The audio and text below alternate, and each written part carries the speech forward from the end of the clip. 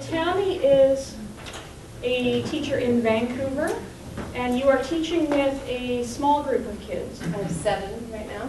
Grade 1 and 2 and 3. grade 1, 2, 3, with severe behavior challenges. With significant emotional, social, and behavioral challenges. So I think about bad behavior every day. And thank you for having me here tonight. I have a wall in my home above my desk that's covered in sticky notes. This is where I write my thoughts. It's sort of my educational big ideas list. And one of the stickies simply asks, why? Tonight I'm going to speak with you about why kids behave badly and how we as adults in these kids' lives need to support them. So why are our kids behaving badly? In his book, Lost at School, Dr. Green argues that we need to reconsider our beliefs about why kids behave badly. We need to move away from believing that kids do well if they want to, and move towards a philosophy that embraces the idea that kids do well when they can. Let's look more closely at these ideas. If we believe that kids do well when they want to, we make a bunch of assumptions. We believe that if kids do well when they want to, we are assuming that a child isn't doing well because he or she doesn't want to. This belief, argues Green, is wrong and causes adults to think that we need to make the kid want to do well, and so we develop motivational strategies in the form of rewards for adaptive behavior and punishments for maladaptive behavior. Conversely, let's consider the belief that kids do well when they can. Here, we assume that if a kid could do well, he or she would do well. Doing well is always preferred to not doing well. But this can only happen if the kid has the skills needed to do well. If a child is not doing well, then we must assume that he or she does not have the skills to do well. So what do we do next? Dr. Green has outlined 3 vital elements to helping this child move forward. First, we must assume that the child is motivated. Remember that doing well is always preferred to not doing well. Next, we must assume that the child has already been punished enough.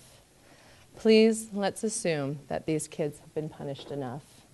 And finally, we must figure out what skills they are lacking. These are called lagging skills. Kids do well when they want to, or kids do well when they can, not kids do well when they want to. Kids do well when they can. This is a huge shift in thinking about kids and why they behave in their wild and wonderful ways. And, according to Green, understanding why a kid is challenging is the first and most important part of helping him or her. So if we heed Dr. Green's advice and seek to identify skills our students are lacking, then we will understand why a kid is challenging. If we do this, we'll know which skills he or she needs to learn, the lagging skills. We'll be able to anticipate situations that trigger challenging behavior, unsolved problems. If we don't commit to understanding why our kids are challenging, then we won't understand their challenges. It will be harder to anticipate challenging situations. These skills these students so desperately need won't be taught. These kids' challenges will continue to linger or will get worse, and our kids are at risk of becoming increasingly frustrated, hopeless, and alienated, as we all would if we had issues for which we were not getting help. Through Green's work, we know that challenging behaviors occur when the demands placed on a kid exceed his or her capacity to respond adaptively. And then we see the big outbursts. This is true for all of us. The problem with kids with behavior challenges is they respond much more maladaptively in these situations, and they have these experiences far more frequently than do the rest of us. So how do we, as adults in these kids' lives, intervene effectively? Effective interventions need to focus on teaching the kid his or her lagging skills and focus on the child's environment. Parents, teachers, peers need to understand the nature of the kid's difficulties and give opportunities for problems to be solved and skills to be learned and practiced. For example, let's imagine Lily. Lily is a pretend 8-year-old girl who could be in my class. She's not. She has significant difficulty handling transitions. In other words, she has Trouble shifting from one mindset to another, such as when ending one task like logging off an iPad. Lily demonstrates her struggles by screaming, whining, and crying. So how do we respond to Lily? If we believe that Lily is behaving in such ways because she doesn't want to do better, we might punish Lily by having her miss recess or another desired activity. We might give her a logical consequence. Well, if she can't get off that iPad, she just won't get one next time. Or we might decide that Lily just isn't motivated enough. We might give her a sticker chart. We might track her transitions and give her a prize at the end of the week if she meets her goals.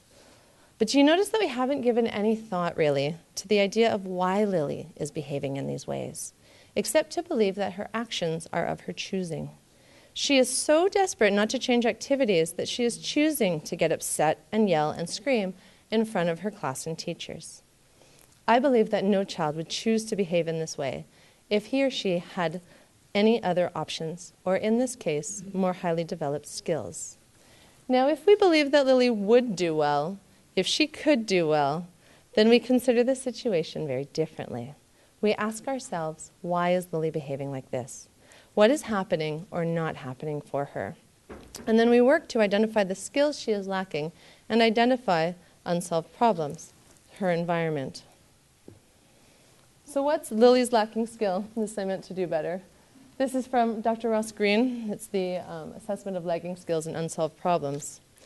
So one of Lily's lagging skills is right up top. It's the difficulty with transitions or being able to shift her cognitive set.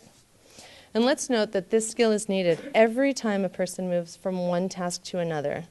And now let's think about how often Lily is asked to shift gears from one situation to another in a typical school day. And what's her unsolved problem, ending her work time, working on the iPads, and moving on to something else? You can imagine that if Lily does not have this skill, every transition at school is going to be challenging for her. Lily's lagging skills in shifting cognitive set, plus an environment, school, that demands she shift her cognitive set frequently, is going to result in the increased likelihood of maladaptive, formerly bad behavior. So what do? Do we eliminate demands for shifting cognitive set? Do we not have her attempt any transitions at school? This is unrealistic. It doesn't support her. It doesn't help her move forward. We first recognize the skills she's lacking. We recognize the skills she's lacking, that she's recognizing that she's lacking skills needed to shift her mindset. And secondly, we identify specific situations, unsolved problems, where this lagging skill is causing the most difficulty. So finally, we start working on these problems. We need to use this thinking when looking in behavior at kids. Let's consider how we approach a kid with learning disabilities. We expect that when a child who has a written output disorder will struggle more than most kids when we ask him or her to engage in writing tasks. This seems pretty clear. But just like our kids who struggle with writing, our kids with behavior challenges are going to struggle when we require them to do something for which they do not have the needed skills. We need to understand that behind every challenging behavior is an unsolved problem and a lagging skill. When our Lily with behavior challenges is whining, screaming, running away, we won't know what to do for her until we understand why this is occurring, the lagging skills, and pinpoint situations when this behavior happens. Dr. Green has found that most kids learn how to behave because we tell them to. Kids with behavior challenges also know how we want them to behave. They just don't have the skills to do it. They are unable to do what we are asking of them in this moment.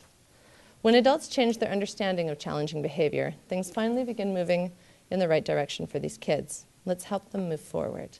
Let's move away from the belief that kids do well when they want to and help support our most vulnerable kids by teaching them desperately needed skills so that these kids can also do well when they can. Kids do well when they can. Thank you.